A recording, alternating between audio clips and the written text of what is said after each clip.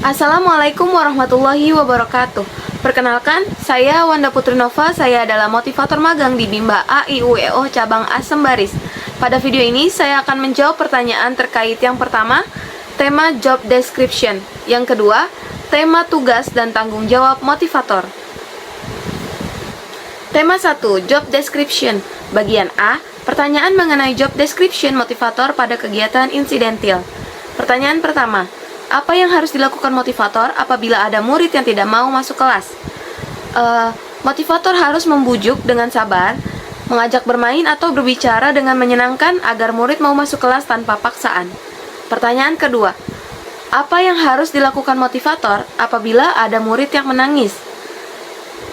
Motivator harus menenangkan murid, cari tahu penyebab murid tersebut menangis, lalu menghibur dan membuat murid tersebut itu kembali merasa nyaman. Pertanyaan ketiga, apa yang harus dilakukan motivator apabila ada murid yang mengganggu murid lainnya? Motivator harus menegur dengan lembut, mengarahkan anak untuk bersikap baik dengan temannya, dan kembali mengajak fokus pada kegiatan belajar. Pertanyaan keempat, apa yang harus dilakukan motivator apabila ada murid yang melamun? Nah, motivator itu harus mengajak murid berinteraksi, memberi semangat, dan mengarahkan perhatian murid itu untuk kembali fokus pada pembelajaran.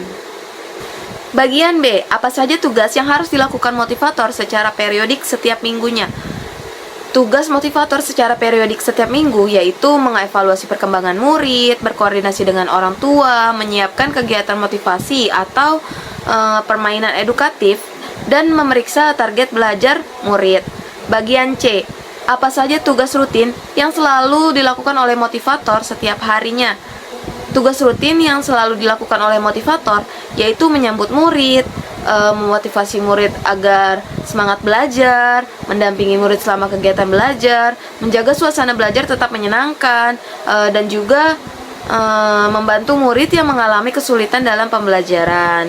Bagian D, bagaimana cara agar motivator mengetahui karakter dan kesukaan anak?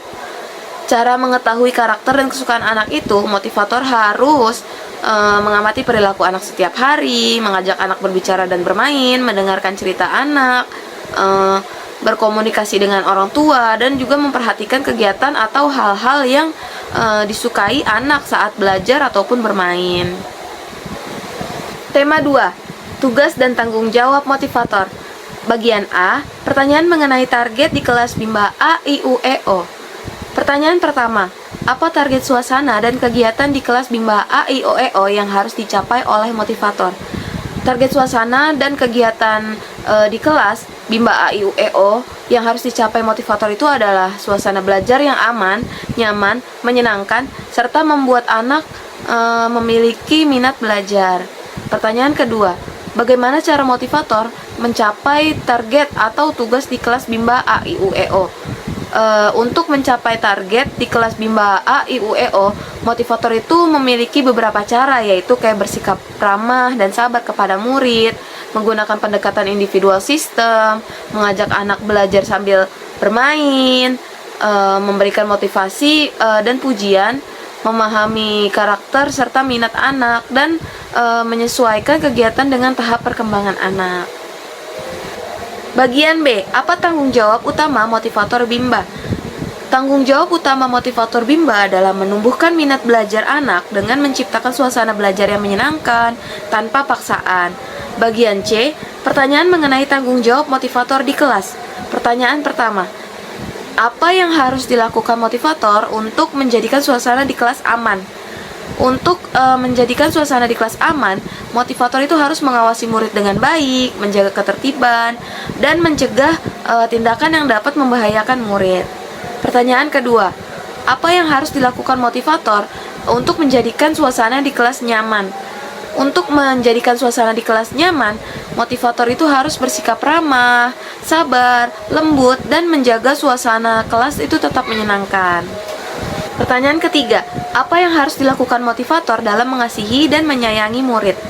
Dalam mengasihi dan menyayangi murid, motivator harus memberikan perhatian kepada setiap anak, bersikap lembut, sabar, mendengarkan anak, memberikan semangat, reward, dan juga tidak membanding-bandingkan anak.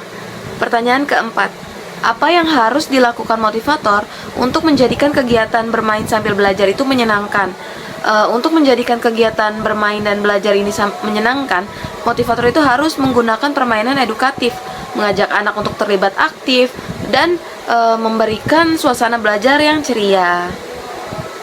Baik, cukup sekian jawaban saya dari pertanyaan-pertanyaan yang telah diajukan.